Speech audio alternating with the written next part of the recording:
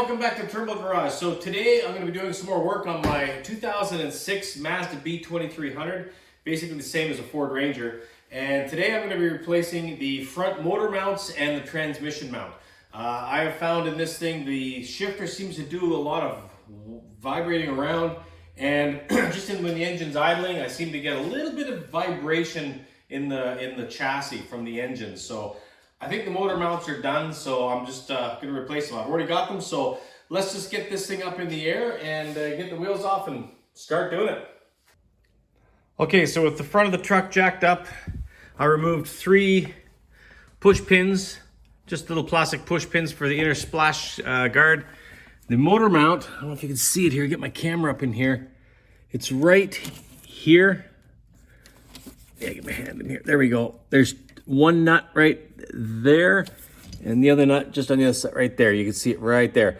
So those are the 2 that connect to the actual motor, and then the motor mount itself is connected from, also it's in a really awkward spot.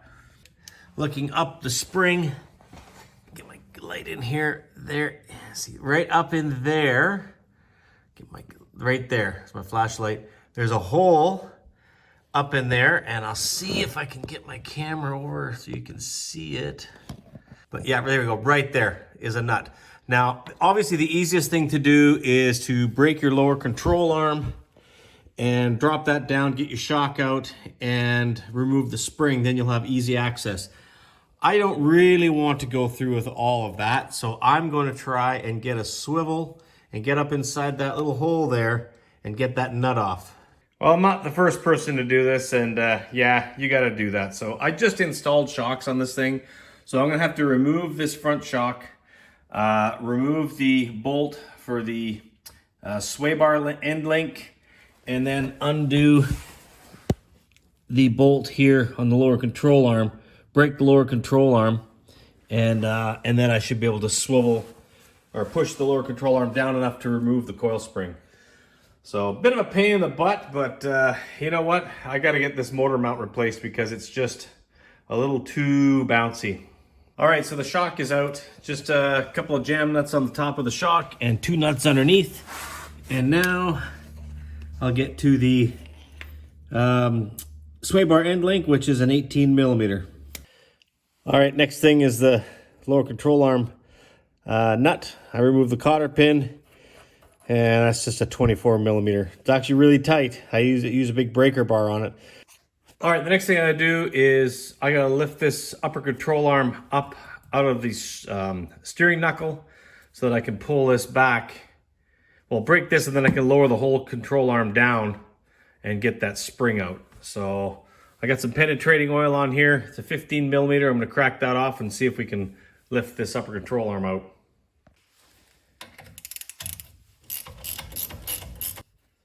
Just get that back like that. I don't think this is threaded, this bolt. I'm pretty sure, yeah, the bolt won't thread out, or is it just gonna spin? Yeah, it's just spinning. So I'll give this a little tap with the nut on there.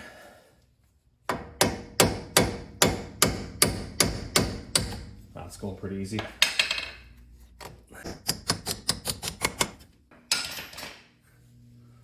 I'll have to get a little punch to press that out.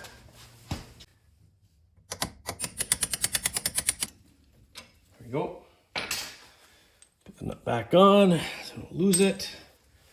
Now this, if I lower this down, I may have to put a screwdriver here and, actually I think I'm just gonna do that.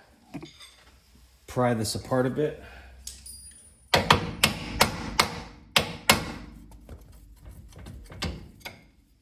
All right, I do have it coming out. I've been banging up on this to try to get this up. So what I'm gonna do now is get a pry bar in here, see if I can turn it over. If I can get this to go up a bit and hit the knuckle down.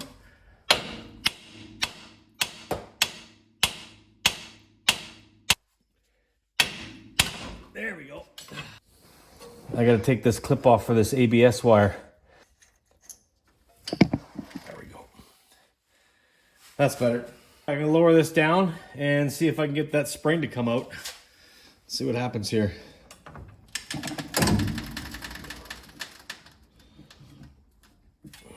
Jeez, ooh, that brake line's tight. Damn it. All right, little update. Quite a struggle, to be honest, but this is what I did to get this out. Obviously, you see the spring's out. Upper control arm is disconnected. I removed the spindle, steering spindle from the lower control arm. I left the tie rod connected. Obviously, rear sway bar. I undid the clips for the ABS line, and I pulled the caliper off, and it's just sitting up there because the brake line wasn't going to be long enough. This has got to go nearly, the lower control arm needs to go almost completely vertical, like straight down almost, to get this damn spring out. Not easy. But anyway, with that out of the way, there we go. Nice, easy, straight shot to the bottom of the motor mount. So all this work just to get to that damn nut.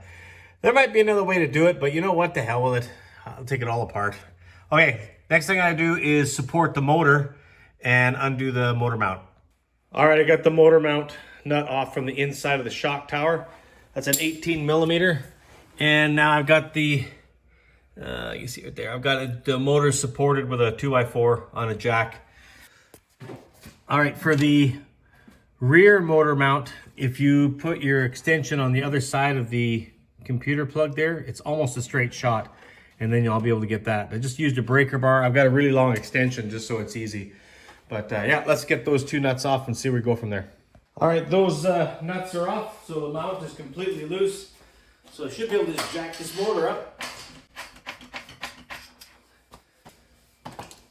And watch my fan. Yeah, it's starting to touch the shroud. Geez, that's... Gotta go a little more. There we go. That'll do it. What in the hell, man?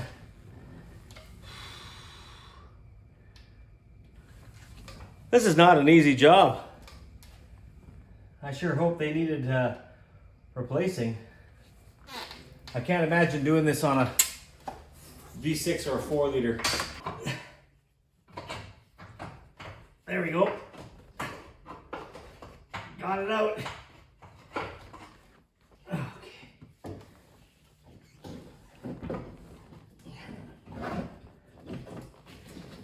There we go. Holy moly. That wasn't easy.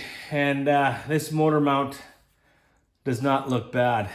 I hope the other one is. But you know what? It's good to replace them anyway, I suppose. Maybe it's just a transmission one, which will be way easier. But anyway, I had to fish it in from the back of the motor, so I'll put the new one in right now. All right, so I fished the new motor mount in place. You can see the studs sticking up. They're not through the plate that's connected to the engine itself. So I got to lower the motor down gently, get those bolts started, and then I will tighten up the nut inside the shock tower, lower the motor the rest of the way, and put those nuts on the top, and that'll be this side done. Well, then I got to go and put all this crap back together. All right, so with the motor mount completely bolted in, the next thing is to put this all back together. So I think what I'm going to do is, for fun, is set up a time lapse and just get this whole thing completely put back together. It's going to take me probably a good 45 minutes to an hour, but we'll see what the time lapse looks like.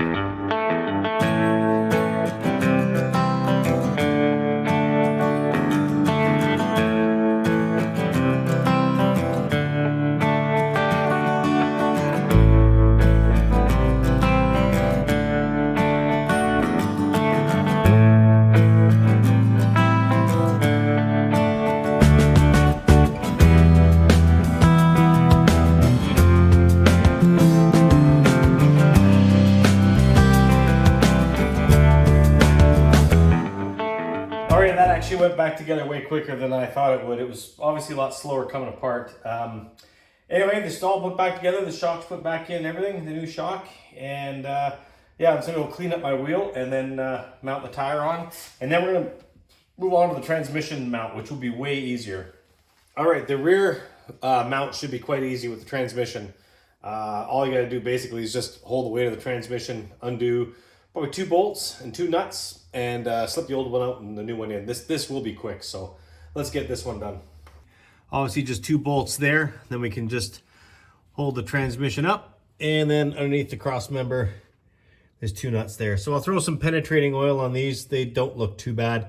And yeah, just hold the transmission up and pop the new mount in. Just getting this last bolt out here. The bolts going into the transmission are 19 millimeter hex, and the nuts underneath are 18 millimeter. So I've already gotten everything loose. Let's take these last ones out. So that's it, all the bolts are out. So now I'll just jack the transmission up and pop this mount out. Got my leg on the jack here. So I'll just jack this up. That's about it. See if that's enough to get this out. Yep. Old one out. And new one in. Just like that, man. I'm gonna leave it up just a little bit because I need to probably move this around and the transmission around a little bit to get the bolts into here. I also noticed this came off, so obviously, yeah, the bolt goes onto this, through into this exhaust hanger, so don't forget that. All right, there you go. All bolted in. Bottom bolts are done up. That's it for down here.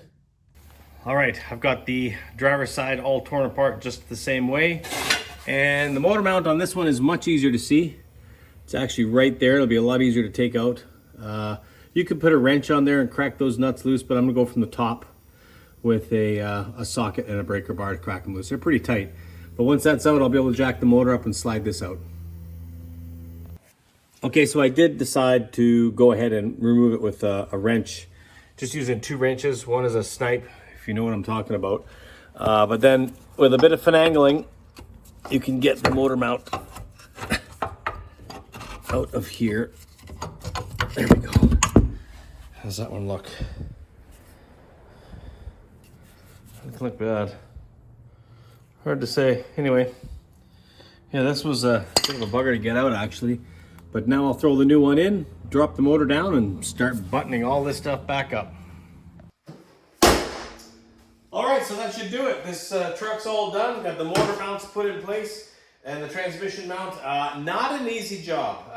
If you live in an area with a rust belt, yeah, you're gonna have a challenge getting that front suspension all apart. Luckily for me, it wasn't too bad, but it's quite a job. Hopefully it made a difference. The old ones seem to be a little bit soft, so you know, time will tell. So this is for a B2300, of course, or a Ford Ranger with the 2.3 liter. If you have a 3 liter V6 or a 4 liter, it's probably going to be a little bit more difficult. There's quite a bit of room in this engine compartment compared to those, especially the 4 liter. I know they're very tight. So yeah, if you've got those, I don't know, put your comments down below. Let me know what you think. But anyway, hope you liked the video. Hope you learned something and this helped you out. Thoughts and comments down below. And if you haven't subscribed already, think about doing so. You know, the numbers are going up and I really appreciate each and every one of you. So thanks a lot for watching. Have yourself a great day.